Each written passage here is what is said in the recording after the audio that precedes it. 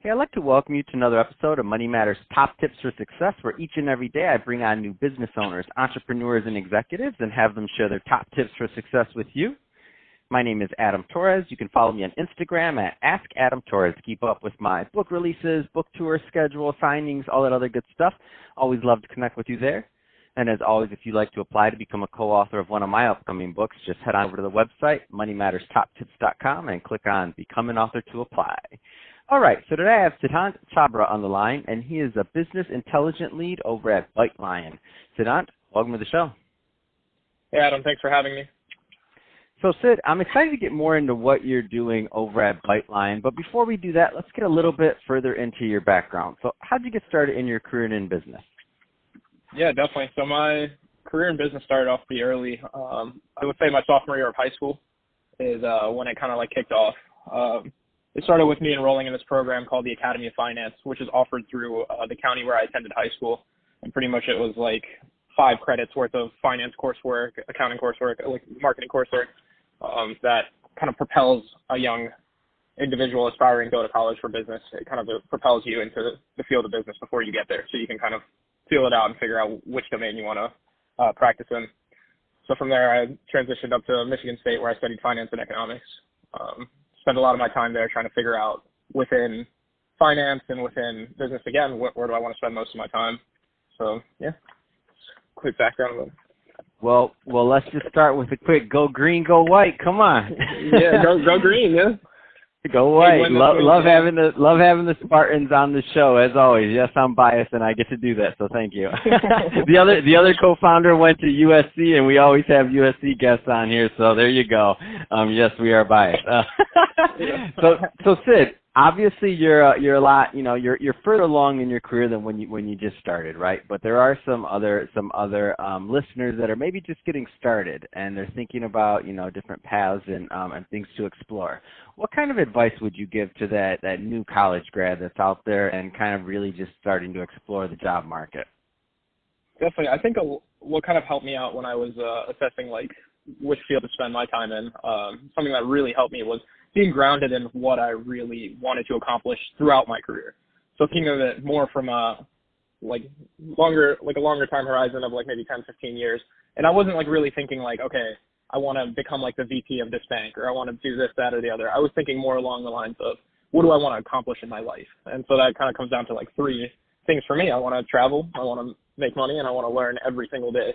So by being really grounded in those 3 things, I've been able to weed out a lot of different distractors and career paths that would have taken me down completely different tangencies. But awesome. that was, So, no, it's great advice, and I think it makes a lot of sense because I think sometimes, especially with new grads or people that are or even if you're not a new grad, but you're in career transition and you were going down one path and now you're going down another.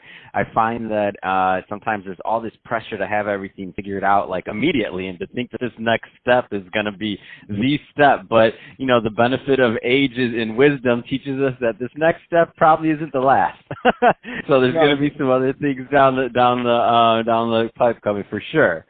So that being said, I like your thought process of taking that longer term view and thinking about life goals versus just this next step. I think that vantage point is unique. So Sid, I want to switch it up a bit. I want to get into what you're doing over at Byte.lion. So first, tell me a little bit more about the company, please. Yeah, definitely. So Byte.lion is a custom software and application development firm. We're based in Hunt Valley, Maryland, so just outside the greater Baltimore area. And we work with clients that are from the startup to enterprise level, building them custom software, applications, tools, anything that can really increase the efficiency or performance of their company. And yeah, that's where we spend most of our time. It's been a lot of fun working here since we do cover such a wide variety of clients ranging from different sizes to different industries. So it's been pretty fun. Any kind of trends that you care to comment on just on software development? Because I feel like most people have, because you do cover a broad amount, you have a different vantage point. Because some people are really niche and they do one thing. I think you see a lot more than most. So any kind of trends you care to comment on? Definitely. So I know a lot of our clients are either looking to build out the idea of platforms. This is kind of the next wave of things. Nothing is now a lone standing product. There always has to be okay, you can use this product, but you can also use this product as well. So that's called building a platform. And that's like where a lot of our clients are focusing a lot of their attention. Whereas like in the past, it was just, okay, we're going to build this one application and then we're going to move on from this. But now they're starting to think, okay, we're going to build this one application. What's the follow-on on this? How can we keep our users engaged and keep them interacting with our brand, even if it might be through different product lines? So it's like a big trend that we're moving towards. And you can see it in like the investment markets as well. They kind of are looking to fund projects that can fit nicely into their portfolio and their platforms. Let's take that that concept just one step further, because I don't want to assume that everybody listening understands the difference between a platform and just an application. So an application would be, for example, the trend of everybody needed an app for the iPhone or something. Like everybody needed that app, right? Because everybody was doing apps all of a sudden. So that was like a single solution of just getting an app, which has changed a lot already. But now the idea of platforms, there's some people listening right now that are thinking, well, I know I have an app, or I know we've done some other things. I don't even know. Should we be thinking about these platforms that you speak of? Can you give a little bit of a further example of what that means and why it's so important for business owners to consider that?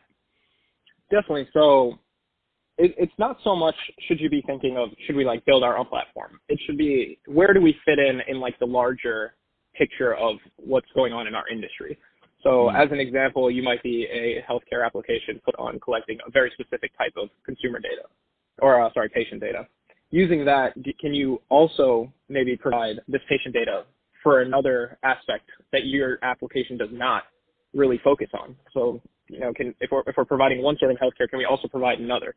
So now we're getting away from the idea of, okay, my application is just collecting this data for one purpose, to, okay, we're collecting this, and now we're going to build this entire ecosystem around the information that we're gathering. Yeah, that's a great term for it too. That's exactly what I was looking for, ecosystem. So it's really thinking about an ecosystem around your business and what you're doing and how you can, and depending, like using your example, just to take it a little bit further, it also becomes a thought process of how you're able to monetize potentially those other lines of data, let's call it, and so that becomes more and more interesting. And I find many companies are doing that, and I feel like that's one of the ways that we've grown over here, is definitely kind of going down one thing and then doubling down a little bit further, then figuring out, okay, that's still working, our numbers look good, so let's go a little bit further. And these platforms kind of evolved over time organically. I didn't know that that's what we were doing. Maybe some of my partners knew, but I didn't. But I get definitely. It, and I see the trend. So it's like sorry, I was just going to chime in and say, Amazon nowadays is doing everything. Like that didn't happen overnight. They started as like a book company. They identified the next opportunity, and they've built this incredible platform of digitizing pretty much anything.